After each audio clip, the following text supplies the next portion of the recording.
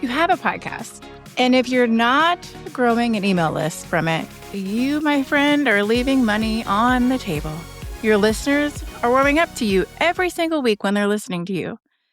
And by that, I mean they're hearing your voice and they're clicking your links. As I always tell you, call to actions are important, right? And then nothing. And you have no way to reach them or to nurture them. And no way to sell to them outside of the podcast when you're ready. And that's the gap that we are going to close today. And I'm so excited. I'm Leah Bryant, and this is the Podcasting Problem Solver. And we are closing out the Email Marketing Strategies Month with the perfect guest. Allison Hardy is an email marketing strategist for coaches and online business owners who want to sell their offers on autopilot without constantly launching or living on social media. Through her signature membership, Emails That Sell, she helps entrepreneurs create high-converting email funnels that do the heavy lifting so they can spend more time living and less time hustling. With over a decade of experience, Allison has been featured in the Huffington Post, named one of Washington, D.C.'s most influential professionals under 40, and built a multiple six-figure business while raising 2 kids and redefining what success looks like for CEO moms. She's also the host of the Email Empire podcast, and if you're not listening to it, you should be. Known for her punchy messaging, zero fluff strategies, and her ability to make her email feel actually fun, and she really does, you all. Definitely go sign up. Allison is the tough love marketing bestie you didn't know you needed. And today, she is here. Well, welcome Allison to the show. Leah, I'm so happy to be here. Thank you so much for having me. Thank you so much. I'm really excited for this conversation. And I'd really love to start at this question because I talk to podcasters on the daily, and email is always an afterthought. Always, right? They're focused on their downloads and sharing their episodes on socials, and email is just not at all on their radar. So I would love to hear your thoughts on why, in your opinion, podcasters can't afford to treat email as an afterthought. Yeah, well, so email marketing is the most algorithm proof, I would argue trend proof way that you can sell your stuff. Yeah. So if you're only selling through your podcast, so let's just say you're only relying on your podcast, people are listening to your podcast while they do something usually. Like I do not sit on my couch and listen to a podcast, right? You're usually doing something. I'm always driving kids somewhere. And so when I am driving kids somewhere, I pop in a podcast. Or if I'm sitting on baseball bleachers and I have no one to talk to, I pop in a podcast. If I'm unloading the dishwasher, because I hate doing that and I hate doing laundry, if I'm doing those things, I'm listening to a podcast. I'm not like sitting there waiting for the link. Like that's not how I consume. And I would argue most people are that way. Yeah. So if nothing less, an email list will help you monetize that relationship and the expertise you have with your podcast listeners. Yes. And I think that's really important too, because the algorithms can change at any point in time on socials and in the podcasting space too, right? Like, yeah. And the distinction too between a following and a list is important because you can have tens of thousands of listeners and 0 people can actually reach you when you launch something. I think that's a terrifying place to be. Yeah. And you can also have the opposite. So your podcast can have not a ton of listeners. Yes. Mine doesn't. I get like 500 downloads a week, which is like good, right? But like I'm like 400 episodes in, you would think I'd have a lot more than that. But those people, you better believe, are the people that buy from me, and they're the ones that join my email list. So I think like podcasts are an amazing way to develop that know, like, and trust factor and to talk about your programs in a really like service value-based way. But you got to get those people around to your email list because that's how they're going to buy. So true. All right. So someone's convinced now. They are so convinced they're ready. They want to start building their list. The first thing everyone tells them is create a freebie. And they do. Yep. Then nothing happens. Nobody is signing up, or people sign up and immediately are ghosting or unsubscribing. What do you think is going on there? I think there's a couple of things. So number one, is your lead magnet actually like valuable? Do people actually want it? Or did you just decide that it was valuable? I think a lot of times lead magnets don't hit or people say they don't work. They're totally a waste of time. It's because the thing that you're offering up, people don't actually want. So there's that. I also think a lot of times the audience isn't right for the lead magnet. So if you're doing a podcast episode on a topic and then you offer up the lead magnet and it's on a different topic, like you don't have that audience there. Like they're not going to download that. Yeah. So I think like quality of subscriber is really important and how they came into your email list is really important.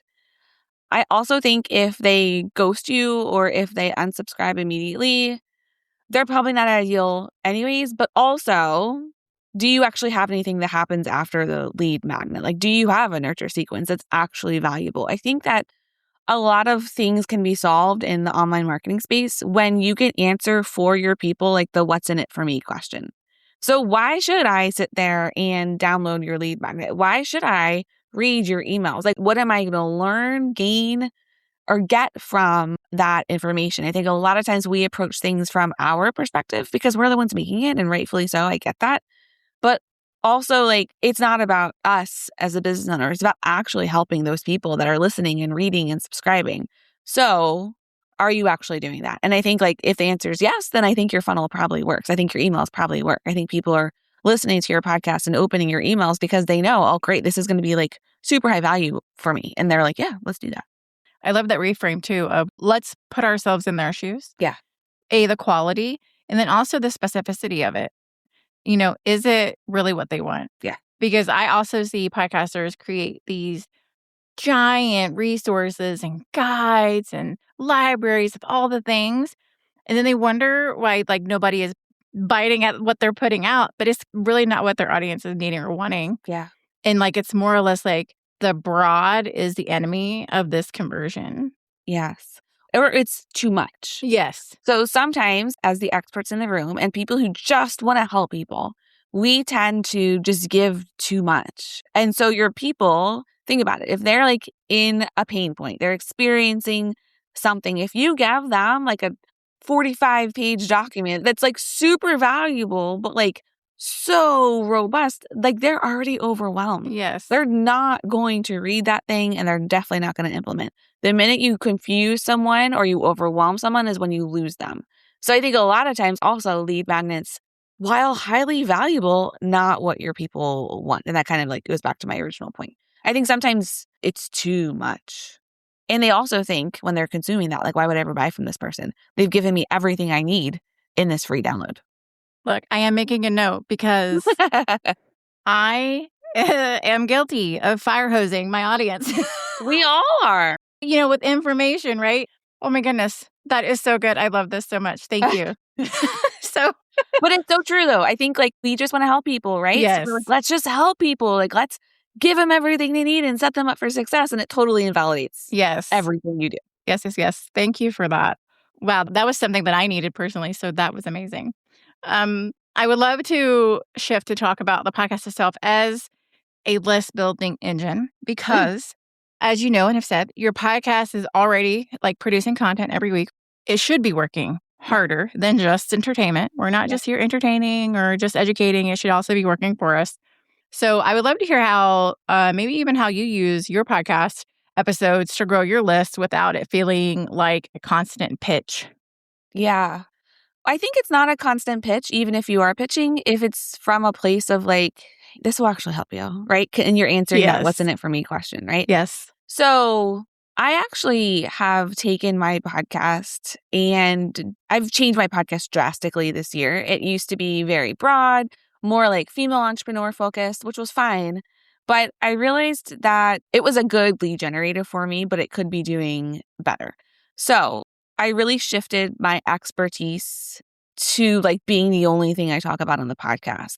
I reduced the interviews. I used to do every other week. And now just one episode a month at the very last Monday of the month is an interview. And it's me talking to that person, though, about email marketing. It's not talking about their zone of genius. It's talking about how they're using email marketing. Yes. And yeah, their zone of genius like gets woven in. There's still a lot of benefits to being a guest on the podcast. But I think that has been really helpful.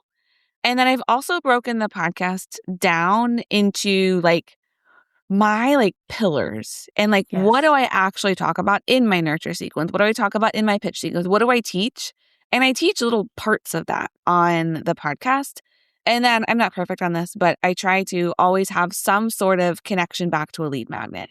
So, hey, if you found this helpful and this is like the audio, I'll give you an actual video of this where you can consume it, at your pace on 2 times speed, if that's what you want to do, or, whatever it is. Here's a link to get the video version of this. Or if you want the next step in this process, here's a link to get that also. I kind of reverse engineer the episodes based around my lead magnets and my programs. And so I'll weave like my program, my membership into the episodes. I'll weave my VIP day into the episodes. And that's been really helpful for generating leads, but also having people who like listen to the podcast, then DM me on Instagram and be like, how can I buy from you? Like that's been really helpful too. So I think like those couple of things have really helped to start to generate more leads, especially this year. Yes. And everybody just pause and listen because this is exactly what I have talked about over and over and over again. Allison is building bridges. Yes. Right? She is building those bridges. She is making the opt-in feel like a natural next step. Mm-hmm. It doesn't feel weird. It doesn't feel anything. It is just the natural progression. It is part of the journey. It is that bridge that they're just walking right across. Oh, it's so good. So thank you for that. You're welcome. Not an interruption. It's just leading them right through. And I think that is like part of that is it's hard to figure out how to do that. I wanted to say that. Like Yes. I'm 400 episodes in and I feel like I finally just figured it out. Yeah. So like it does take time. But I also think if you can think about it from that strategic perspective, Yes. like, okay, like, yes, we want to help people, but also like, how is this helping me? I'm spending all this time. I'm spending all this freaking money. I'm spending so much like worrying about the hooks and the pre-roll and the all the stuff. Like, is it actually helping me? Is that work that I'm putting in worth it? And I think that's also when you can come at it from that perspective, it helps you to be more strategic because you're like, oh, this is actually helping me in my business or it's not. So what do I need to do to change that? Yes. And I think though that too, that it is hard, but the key point that you said is the reverse engineering. Yes. So if you put yourself in the seat of your ideal person who's listening, client, etc., and you reverse engineer of where you want them to go with your topic, then you'll be able to map out those steps. You can reverse engineer that bridge, and that's perfect. So it's like almost like when your freebie is literally the thing that someone wants more after listening, that conversion is almost taking care of itself, just like you said, because they're coming to your DMs doing all the things. I love that. Yeah. So someone finds the freebie, they download it, they're on your list. Now, walk us through like what a solid welcome sequence looks like, because I think a lot of people have an opt-in confirmation email and then they're just like calling it a day and that's it. I see that a lot. Or I see a welcome sequence that is centered around them. Mm-hmm. Like, oh, I wrote this blog post. I'd love for you to listen to it. I was a guest on this podcast. It's really great. I'd love for you to listen. When I go back to my original thought about this is like, what's in it for them? So what needs to happen in your, and I call it a nurture sequence. I don't even call it a welcome sequence. Oh, What needs to happen in your nurture sequence is your people downloaded your lead magnet to solve a pain point, right? There's something that they wanted out of it. And then if we like fast forward a little bit, for your program that you're going to sell, people are going to solve a singular pain point through it. So we have this gap that's created, and the nurture sequence is what fills in that gap.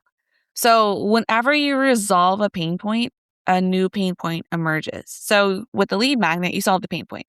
So what's the new one that's there? Right. And I know this can be like a hard thing to wrap your head around at first, but if we think it through, there's usually something else that happens as a result of it. So each of those emails in that nurture sequence solves the previous pain point, but then opens up a new one. So some people think of this as like closing and opening gaps. Some people think of it as like resolving pain points and then creating pain points, however you want to think about it. Either way, Right. Whatever gets you there, that's fine. But each email in that nurture sequence does that. It exposes a pain point, it resolves a pain point, and it exposes another one. And so you're going to get your people to the point where the only logical next step is for them to enroll in your program. And what that does is it qualifies them for your pitch. It gets them to think and do and be differently. We're not looking to change people. We're looking to like get them to like get out of their own way. And I always think about it as like shifting beliefs, because when we shift beliefs, we then usually do differently because you think about it first and then you act. So things like quick wins, client stories, not from a way of like, I'm amazing, but like, this is what this person did and this is what's possible when you have the system in place. And just making sure that, like, the what's in it for them questions actually answered, that you're actually being helpful in those emails. I think that's really like the root of it. Oh my gosh, I love that framing because it's not just the delivery, it's a relationship ramp, Yeah. right? Like you're not just like handing over the goods, you're starting a conversation. Yeah. I love that so much. Yeah. And I'm a fan of always having video in your nurture sequence because let's call it like it is. Like people buy from us because they know, like, and trust us, right? That's kind of like marketing 101. But one of the fastest ways is through video. And I'm not saying they have to be like beautifully created videos. They can literally just be like you and your phone. I think it's a really important factor in the sales process, especially if your people are buying any bit of like a you situation. So like if they're in a membership or a group coaching program, like they're getting part of you probably at some point. So it just helps you to be a person. And I think in today's world, that's really helpful and important and just helps people feel more like taken care of. Oh, goodness. Okay, fellow introverts. I know. I'm an introvert too. I get it. I get it. But we got to do it. We could do it. Maybe schedule a nap after you do it. Right. But like, you got to do something. We could do it. We are going to do it. We can do hard things. We can. We so can. So I hear this constantly from my own clients, and if I'm honest, myself too, sometimes.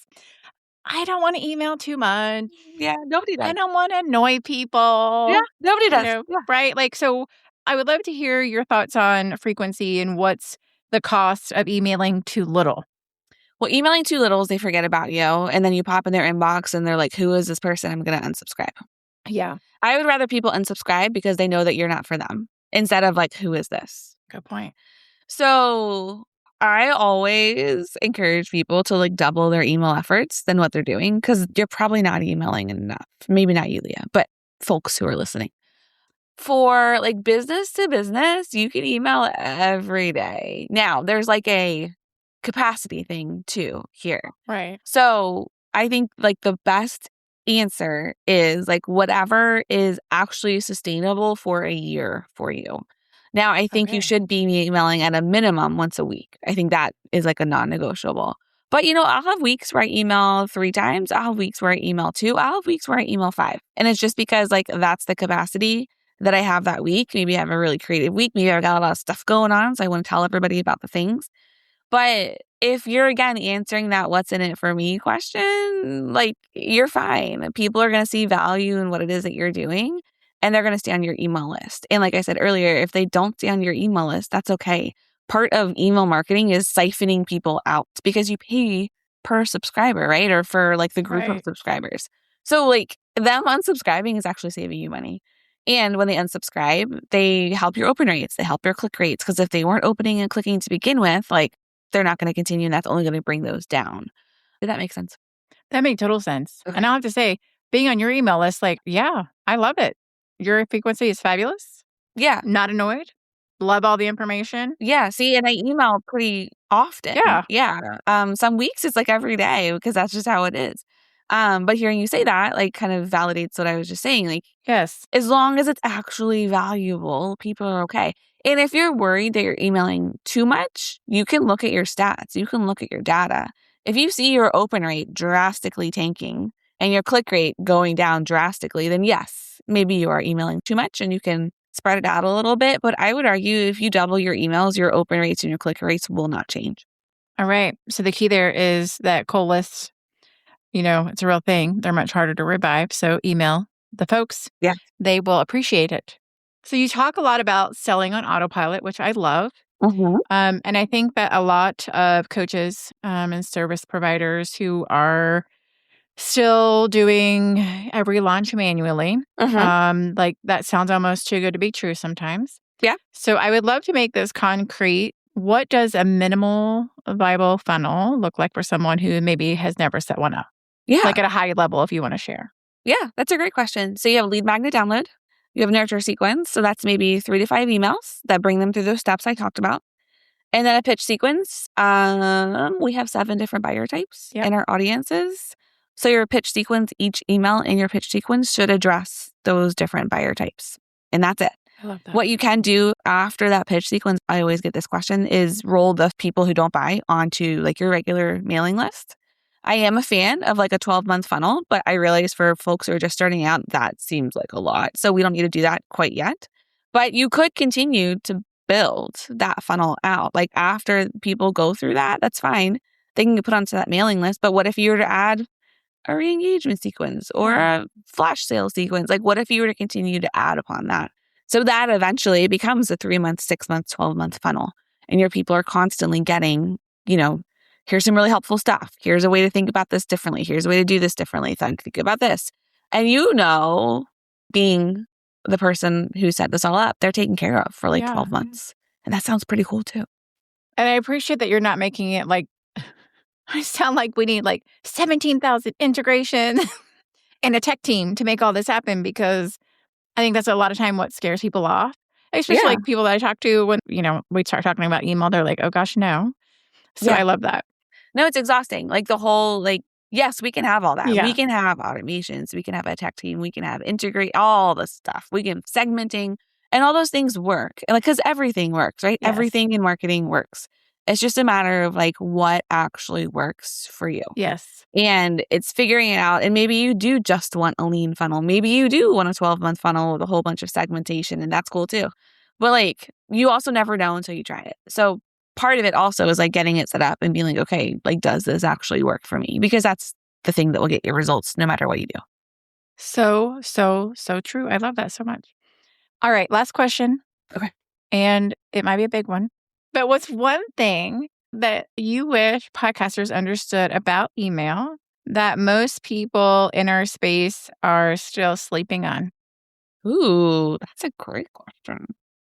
So I think one of the mistakes that podcasters make, especially when it's building out that nurture sequence, is they're like, oh, I have a podcast episode on that. I'll just put it in here, into that email. And while I totally get that logic, it is not the appropriate format. People, again, don't listen to podcasts while they're sitting at their desk. And I would argue most of the time, at least when it comes to your business, you're probably like checking your email like at your desktop, right? Yeah. So if you serve other business owners, I don't think that's effective.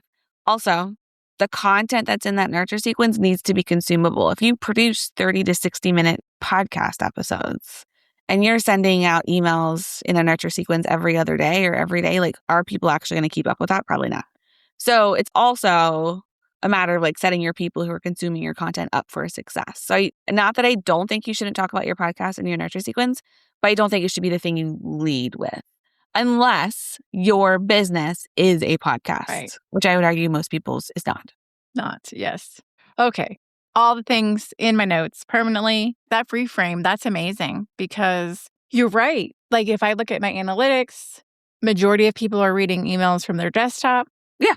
And that's a great point too. You can see that information. So to keep that in mind as you're creating, formats and things like that. I did say that was the last question, but selfishly, I have one more question. Yeah, let's hear it. Is there like a standard? Because I've seen all the things. I would love to know your opinion because I trust your opinion and value it on the length of an email. Oh, yeah. It's always a question. And that is the last one, I promise. No, I could talk about this all day, Leah.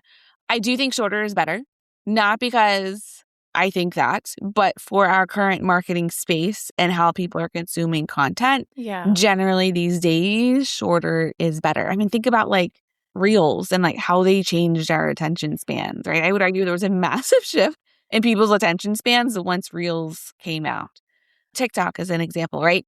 YouTube has, what do they call them? Shorts now? Yeah. Like that's not new, but like I think that our attention spans are smaller. That being said, it's also like who your ideal client is. I am on a guy's email list. He's like a life coachy person and he sends these long emails out every morning.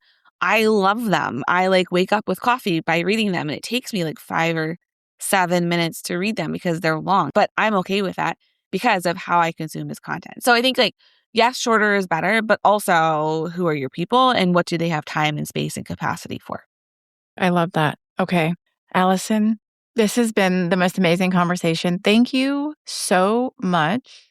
But before I let you go, where can people find you? learn more about you. I know they're going to want to come work with you, all the things. Please share with the audience. Yeah. Well, thank you for having me, Leah. This has been a really fun chat. Of course. Okay. My membership is called Emails That Sell. I teach you my email funnel process. I view it as like done with you because you get my trainings, you get my templates, you get my AI bots. We have group coaching calls. So it's everything you need to set up an email funnel that is like 3 to 6 months long in small chunks so you're not overwhelmed. I have a video series for folks that already have a funnel set up. It's called Funnel Fix, and it helps you identify maybe where your funnel is falling short, why it's not performing like the way you think it should. That can be found at allisonhardy.com/funnel-fix. And then come find me on Instagram, Allison_Hardy_. Send me a DM, say hi. I'd love to chat with you, learn more about you and your business, and just become people to each other. I love it. Thank you so much. I will make sure all of those are linked in the show notes so nobody has to go scramble. You can go find Allison, go listen to her amazing podcast, go build that list. Thank you again so much for being here, Allison. It's been so much fun. And if this episode had you thinking, I need to actually do something about my email list, good, because that is the point, my friend. Your podcast is already doing the work of warming people up. Your email is how you catch them when they're ready. Don't let that moment pass because you didn't have a way to stay in touch. So with that in mind, keep your podcast purposeful and keep your growth seamless, and I'll see you next time.